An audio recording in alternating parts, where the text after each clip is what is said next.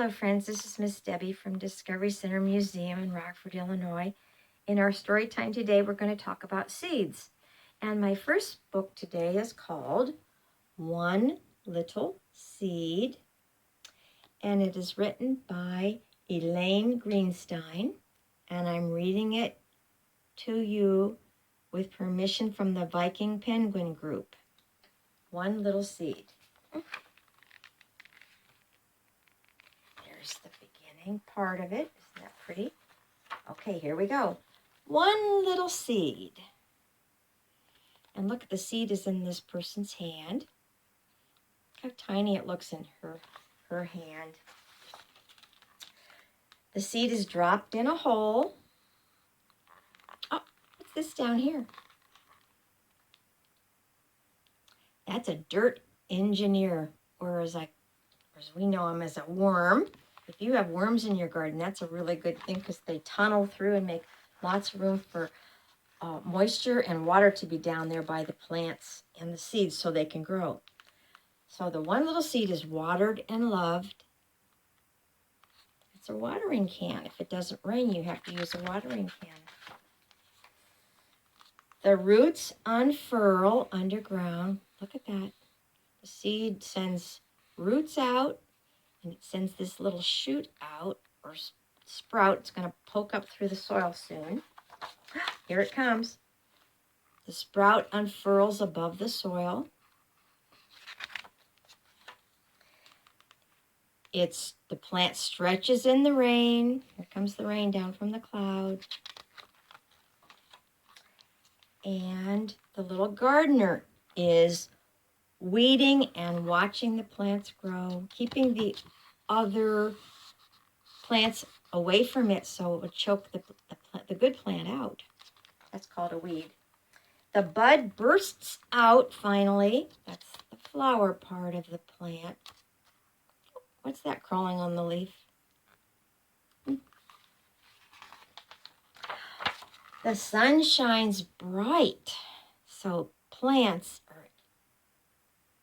from seeds. Like you can get fruits and vegetables and flowers from seeds, and trees. It's just a big plant, but they all need sun and they all need water or rain. And then the blooms blossom one day. The flower becomes a beautiful, beautiful plant. And I bet there's a whole bunch of seeds in there to make future flowers. So that's the book called One Little Seed. The next thing I'd like to do today is pretend that we're a seed. So if you could just scrunch up like you're a little seed. And I'm a little seed in the earth so low. Down comes the sun and rain, and I start to grow. Can you do that with me again, please? So scrunch down on the ground. If you can go all the way down to the ground. Miss Debbie can't do that because you can't see me. But you can scrunch all the way down on the ground when you're sitting. I am a little seed in the earth so low. Down comes the sun and rain, and I start to grow. Yes. And I want to show you, I took some little tiny seeds. Can you see there? They're so tiny. I planted one of those little seeds in this pot of soil, and look what popped up its head this week. Yeah, there's a little sprout. And this is going to be that little tiny seed that grew into this two little leaves, and then it's going to get taller and taller, and I'm going to plant it out in the garden.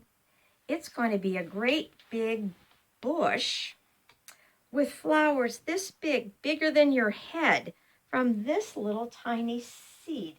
Isn't that amazing? And you could plant lots of things in your garden. I'm going to plant some more seeds this week, make these pretty colored flowers out in my garden. You can plant fruits, usually fruits or vegetables or herbs. That would be really fun to plant at your house. But, I have another story, though, that tells about the food we have, and it's called Before We Eat from Farm to Table. It is written by Pat Brisson, and I'm reading it to you with permission from the Tilbury House Publishing Company. Before We Eat from Farm to Table. Now, our food just doesn't magically appear at the grocery store. Somebody has to grow it. So let's find out what this book's about. As we sit around the table, let's give thanks as we are able to all the folks we'll never meet who helped provide this food we eat. There's a group of people having a meal, and they're appreciating all the people that did something to grow the food that they were eating. They plowed the ground and planted seeds. Oh, what's that called? It's a farm truck called a tractor. They tended the fields, removed the weeds. Look at all the plants growing. I see cabbages. I see beans. I see all kinds of things growing in that garden. That's a vegetable garden. Here's a different kind of thing. Sometimes we eat food from meat or from animals. Some farmers graze the cattle, feed the sows. Sows are female pigs. Look at all the little piglets around that mother pig. Here's a different kind of farmer. These are called fishermen. They fish from boats out on the seas. So when we eat fish or seafood that comes from the ocean or lakes or streams, some farmers raise wheat, and we need wheat for bread and cereals. Some farmers raise nuts. There's some nut trees and honeybees. Now there's a person with a honeybee. Thank the ones who pack the crates. Now, after the food is harvested, people have to pack it so it can be shipped to the different stores. There's people packing crates with the food, and the way it gets shipped most of the time, thank the drivers on the roads, in big trucks or small trucks. It's taken to our grocery stores or to farmers markets where we can buy the food. Let's thank all the clerks at all the stores who did the grocery selling chores. So people work in grocery stores where we buy our food.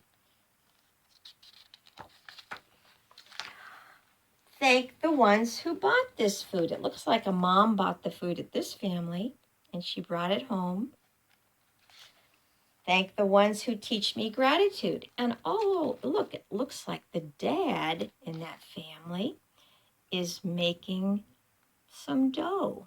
Maybe he's making some bread. So our families help us get food too. Thank all those workers everywhere. So look at all the people that help bring us the wonderful foods that we have to eat every day. We are so lucky. So that's the story of Before We Eat from Farm to Table. Well, I hope you have a good day today. I hope you can get outside and play. And I'll see you next time. Bye, friends. Subscribe for more daily science, crafts, and activities, or visit the Discovery Center Museum Playful Learning at Home webpage for more information.